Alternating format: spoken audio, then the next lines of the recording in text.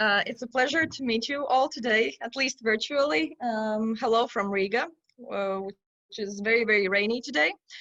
Um, my research topic is currently about work and life balance. And when I started this topic, I didn't know it will become so trendy this year. And thus, I will try to tell you about the main theoretical implications that I've found out and that I have tried to gather together, and also about some topical researches here in Latvia, and probably about some plans too, if I still have some time.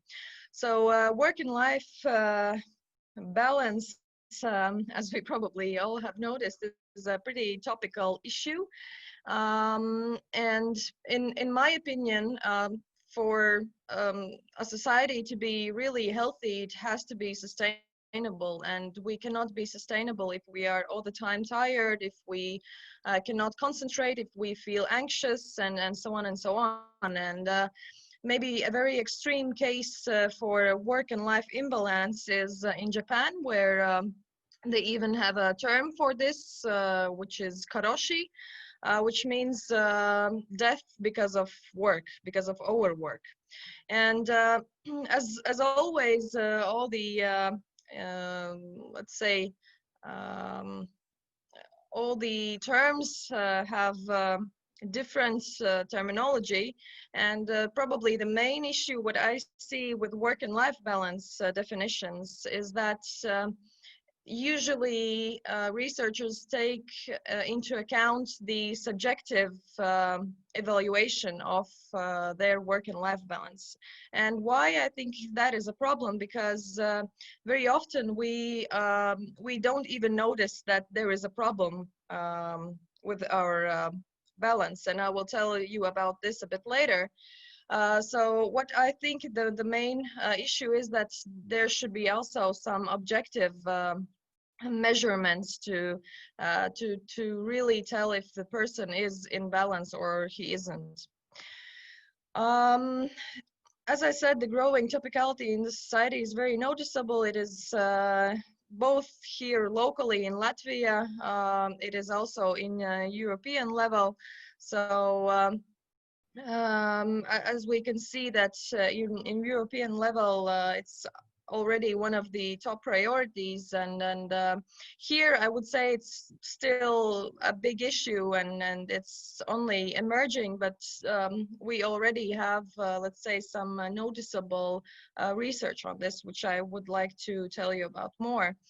A little bit about statistics from EU is that 8.6% are sure that their health issues are because of their work, and I think that is a pretty high percentage. And maybe some of you already know that there is this European Quality of Life survey that they are doing every 3 or 4 years. There isn't a set time period. And the thing is that the data is getting worse and worse, which means that even though the GDP until this year was growing, and the economic situation was developing, the work and life balance was getting worse and worse. And here it is possible to see that, for example, Belgium. This is like the summary indicator for several indicators together. So they asked several questions, they put them together and created a summary indicator. And here you can see the summary indicator for European countries. As you see, Belgium, for example, in 2006, which is the latest year we have data about, the data has gotten worse. And it's like that for most countries. And here is a research from Latvia. There's a company called TNS.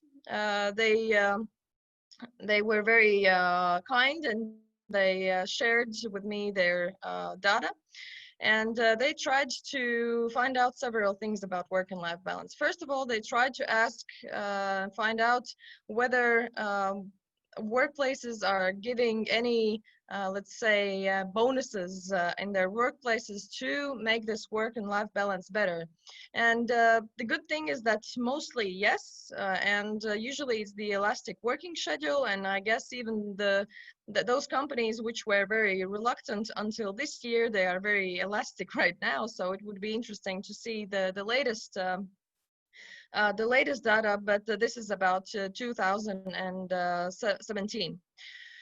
Also, workplaces are giving some extra holidays and opportunities to work from home, which again, I guess the number would be a lot higher. However, although this data seems not that bad,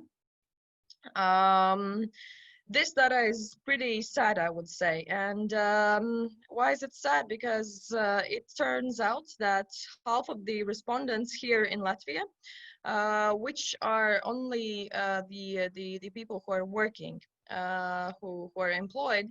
So at least half of the respondents have experienced at least some of the professional burnout symptoms, and these are the top two, which you can see that people don't want to take up to new responsibilities, or they cannot fall asleep due to work-related issues.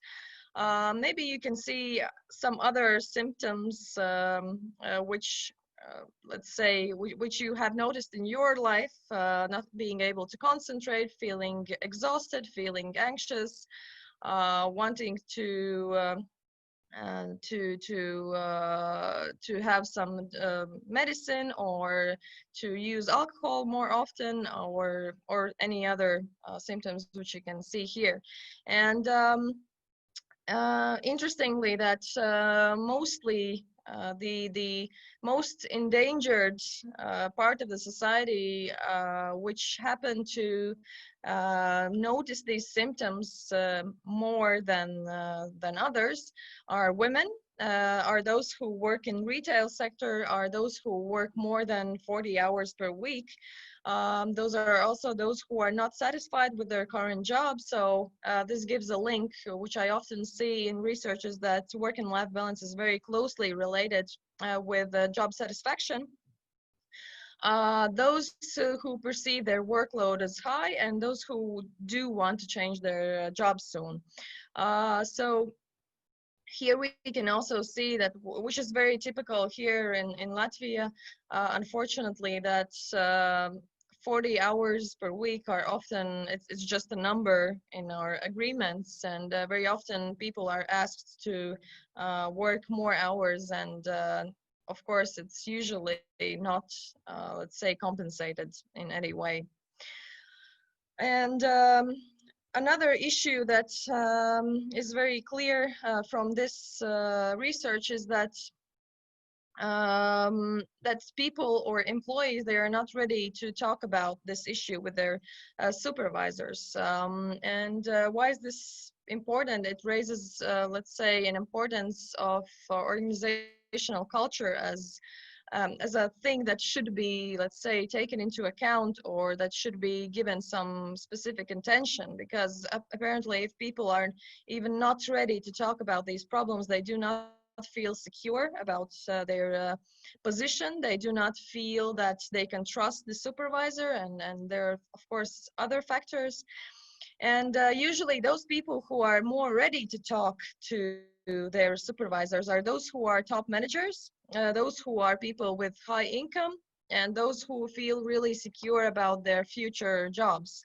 However, those who don't feel secure are those who usually are older, before retirement, and those who usually have low salaries, and those who, of course, are not satisfied with their work or with their work and life balance. So, and yeah, of course, those who don't feel secure about their position. So they are afraid that if they are, if they would disclose their feelings, that they would probably get fired. And here we can also see that on average, 40% of the employees work more than 40 hours per week, which is also not really, it doesn't really sound like a work and life balance for our society. And here I gathered some theoretical block of resources. I gathered around 30 articles, and here are I gathered only 6, just for us to easily see the main blocks of these influencing factors. And my task or my main wish for this research was to really create some content analysis for the existing literature, and to see what are the main factors which other researchers have found out. And of course they differ. I mean, the difference is under the under very different circumstances. I mean, that's, for example, teachers have one set of factors, childcare services have other factors, and so on and so on. So these factors are definitely not applicable for every sector, and they are not equally important for every sector. However, these are the main ones which I found out are the let's say the most influential from these research papers. And then, well, as you can see, yeah, workload and scheduling, leadership and administration, time and time off, recreational opportunities, which there were several factors which I noticed in very many research papers, which were, for example, autonomy. And I understand it as the let's say the level of trust that is given for the employees, and it always turns out that it's correlating pretty much with the work and life balance. I guess I won't go through all these, and I could just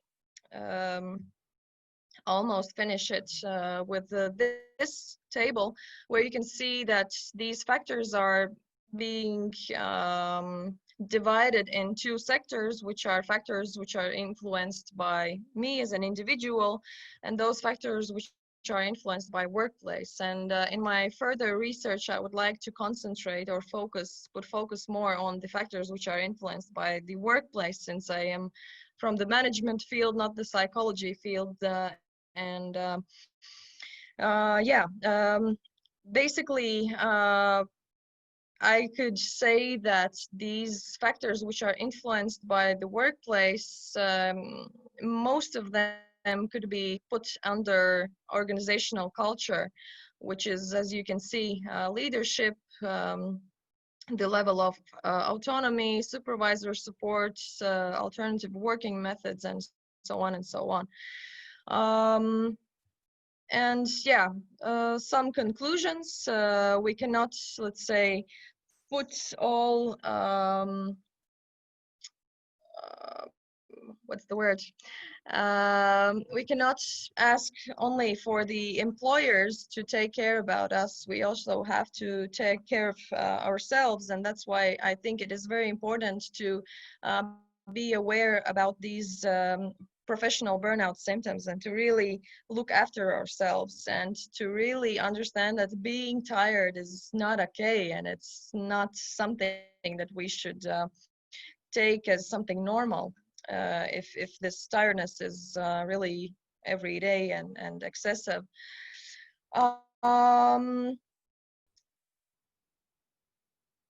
What I would also like to say is that very often I see it in researches while I did this research that, for example, especially in American companies, that they see that they could help this work and life balance, for example, by providing some childcare services so the employees could take their children to their workplace, and then they would be taken care of, and things like that.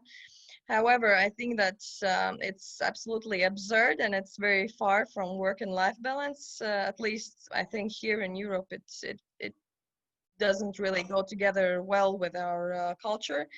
And I think that's mostly what, especially in Latvia, what we should put focus on is really respecting the working hours and weekends and taking care of a really employee-friendly organizational culture in the long run. Because these really small things, I don't think that they really help, but maybe that's just my opinion. And yeah, well, basically, I don't think I should go through all these points one by one. I could also say thank you for your attention.